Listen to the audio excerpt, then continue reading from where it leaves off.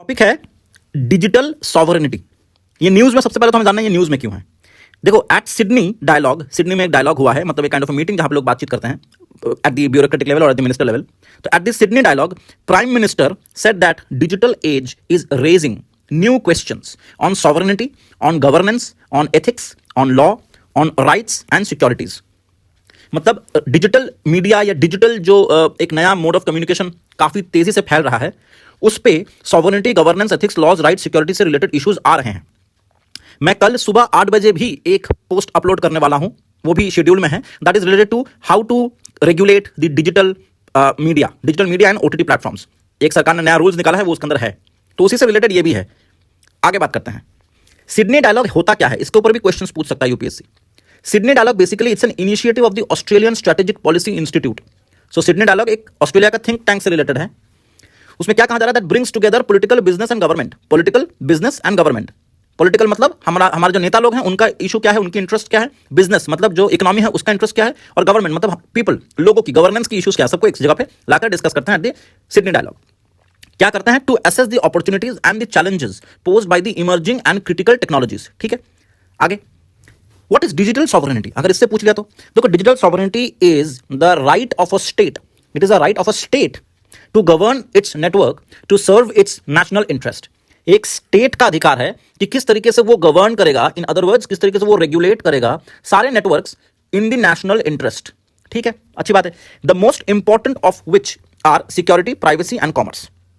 It is the ability to have control over one's digital destiny, the data, the hardware, the software that one relies on and creates.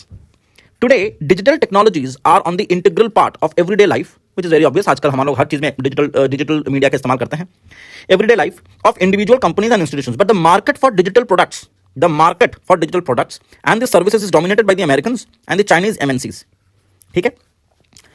It has become a concern for many policymakers who feel that it is too much control ceded to too few places. Control जो है digital media का वो बहुत ही कम places के अंदर सीमित है, जैसे अमेरिका और चाइना। तो ये प्रॉब्लम है। And too little choice in the tech market, हमारे पास दूसरा कोई ऑल्टरनेटिव भी नहीं है apart from China and America. And too much power in the hands of small number of large tech companies. Already मैंने एक वीडियो बनाया है regulating the big tech companies, उसमें गूगल, एप्पल, ये सब हैं, उसी से मिलता जुलता ये टॉपिक भी है।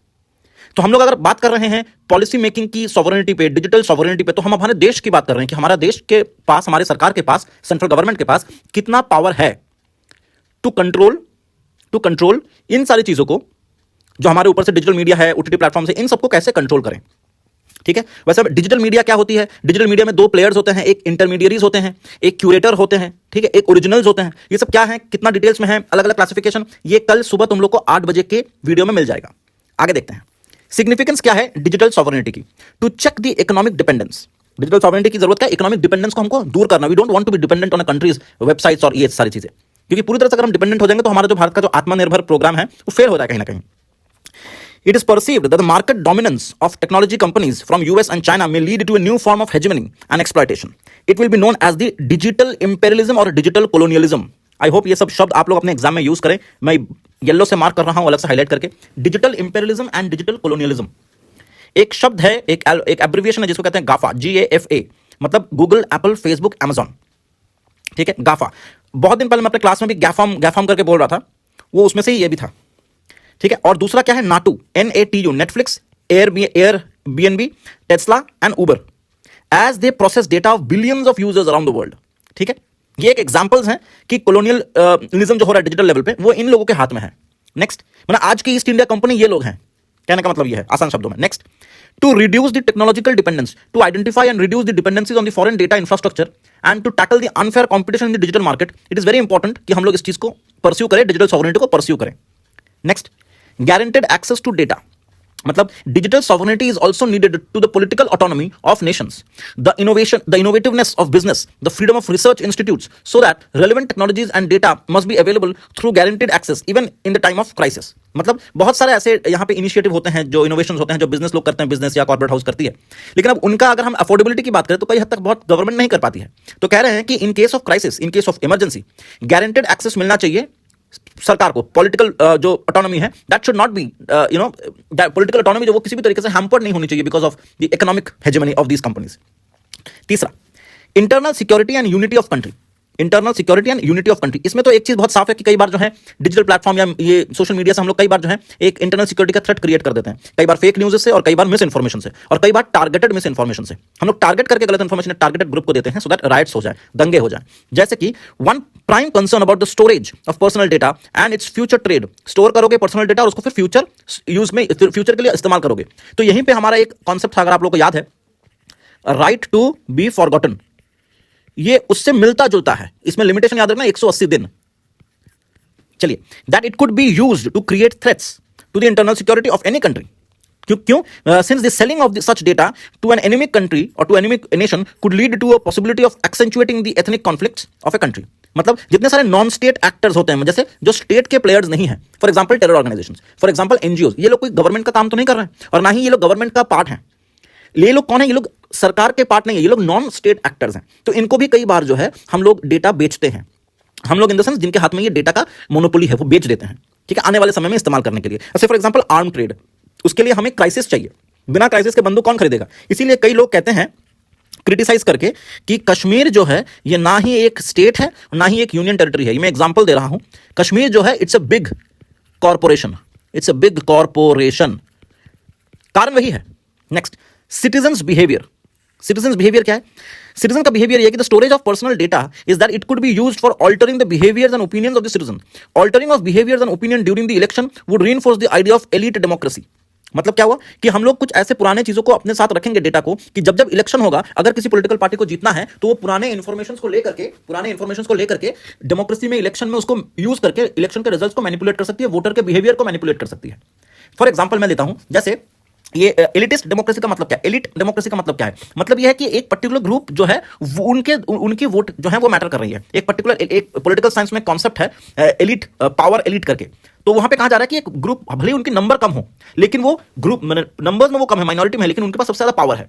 तो क्यों? क्योंकि उनके पास कंट्रोल करने की शक्ति है, उनके पास मोनोपोली, उनके पास एक काइंड ऑफ है, एक मोनोपोली है, जिसकी वजह से वो वोटर्स को मैनिपुलेट करते हैं। तो यहां पे भी कुछ ऐसा ही हो रहा है। Next, altering the behaviour of young and children through mapping their likes and dislikes. जो भी हम लोग फेसबुक, ट्विटर, इन सब जगह पे लाइक्स और डिसलाइक करते हैं, उससे हमारे बिहेवियर के बारे में उन्हें पता चलता है। दे एक्चुअली स्टडी इट और उसी के बेसिस पे दे प्रेडिक्ट कि आने वाले डिसीजंस हमारे क्या होंगे। ठीक है।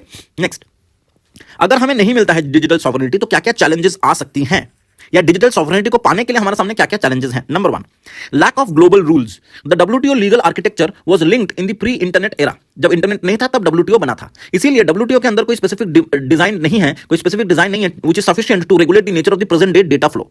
दूसरा, the multi stakeholder internet governance. It continues to be explicitly reject established government dominated international institutions that seek to replace them with the principle of transnationalism। कहने का क्या मतलब है? इतने ज्यादा अलग अलग स्टेक होल्डर्स हैं कि अगर आपको कुछ चाहिए डिजिटल सॉवरेनिटी जैसा कुछ, तो आपको एक ट्रांसनेशनलिज्म प्रिंसिपल के अंतर्गत जाना पड़ेगा, क्योंकि किसी एक कंट्री के हाथ में ये पावर रहेगी टू रेगुलेट, ये पॉसिबल नहीं है। क्यों? क्योंकि इसका जो कंटेंट है वो बहुत ही मल्टी स्टेक होल्डर्स के तक जाता है, कोई एक स्पेसिफिक कम्युनिटी या कोई स्पेसिफिक टेरिटरी के अंदर ये सीमित नहीं है। तीसरा, अगेंस्ट लिबरल डेमोक्रेसी। अगर डेटा लोकलाइजेशन मेजर्स जिस तरीके से सरकार ले रही थी इनिशियली, अगर आपको नहीं पता है डेटा लोकलाइजेशन क्या है तो मैं इसके लिए स्पेसिफिकली एक वीडियो बना दूंगा। तो डेटा लोकलाइजेशन मेजर्स सरकारें ले रही थी, ठीक है, जिससे क्या है कि जो भी डेटा आप किसी देश से लोगे, कोई कंपनी आकर जो हमारे डेटा यूज करेगी उसको वहीं पे ही रखना पड़ेगा। फॉर एग्जांपल, यहाँ पे जोमेटो खुल गया है, उबर खुल गया है, ओला खुल गया है। अब ये सारे, इनफैक्ट मेडिसिन के मार्केट में बहुत सारे ऐप खुल गए हैं। अब कई सारे ऐप के पीछे बहुत सारे विदेशी पैसा भी लगा हुआ है, कई सारे ऐप्स जो है वो फॉरेन ऐप्स हैं।